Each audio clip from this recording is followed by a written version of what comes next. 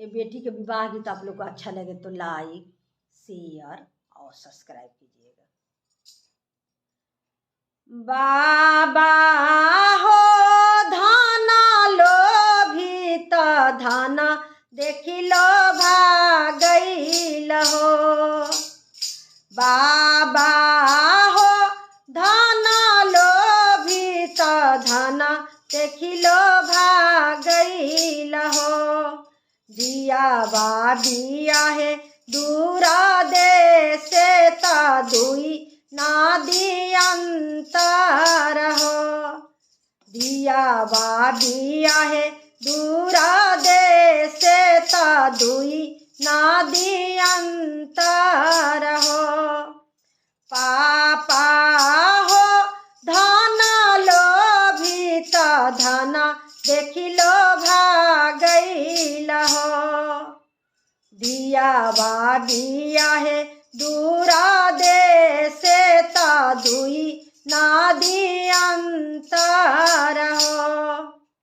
दिया बा दिया है दूरा देश ता दुई नादी अंतर हो।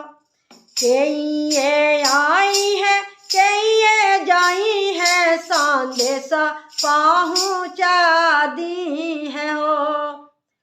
कईये आई है कईये जाई है संदेश पहुँचा दी है हो। कवन भैया बटी या बहरी है तयमा से मिला दी है हो।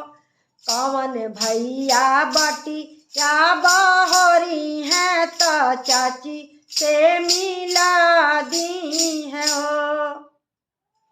हाजा मायाई है बबना जाई है संदेश पहुँचा दी है हो। हाजा मायाई है बबना जाई है संदेश पहुँचा दी है हो। अपन भैया बटी या बहरी है तो मम्मी से मिला दी है हो।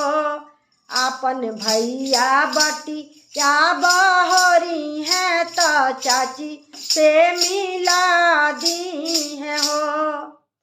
बाबा बापू कारी ले बोना बोले ले हो। पापा पापू कारी ले पापो ना बोले ले हो। पापा के बल जोरी सिंदूर बार डाले ले हो। बाबा के बल जोरी सिंदूर बार डाले ले हो। बाबा हो धाना लोभी त धाना देखी लो भागैल हो।